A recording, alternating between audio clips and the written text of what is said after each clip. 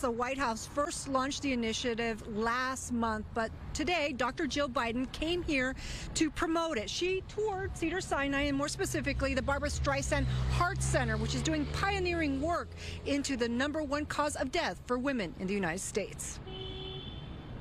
Heart disease is still the leading cause of death for both women. In town for a fundraiser, the First Lady drops by Cedars-Sinai to meet with medical researchers in women's medicine. To understand how these blood vessel-initiated diseases differ. And to launch the White House Initiative on women's health research. Through this new White House initiative, we will help women's health research catch up to where it should have been all along.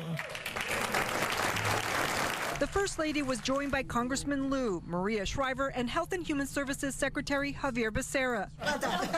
It's so wonderful to meet you, Doctor. As she heard from doctors who explained, for example, how heart disease and dementia affect women differently, but how funding to investigate the impacts on women has greatly lagged behind that of men. So has funding for autoimmune disorders and menopause. The First Lady says the initiative aims to change that. And these gaps are even greater for communities that have historically been excluded from research, including women of color and women with disabilities.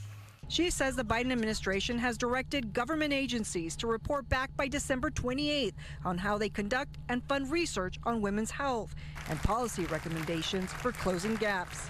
Today is about acknowledging we have more to do to advance our knowledge, our approach, our funding, and our treatment for conditions that are unique to women. Neither the Secretary or the First Lady gave specifics and greeted the crowd, but did not take questions. In a press release, the White House says that they plan to engage the scientific community as well as the private sector and philanthropic communities to try to close that funding gap.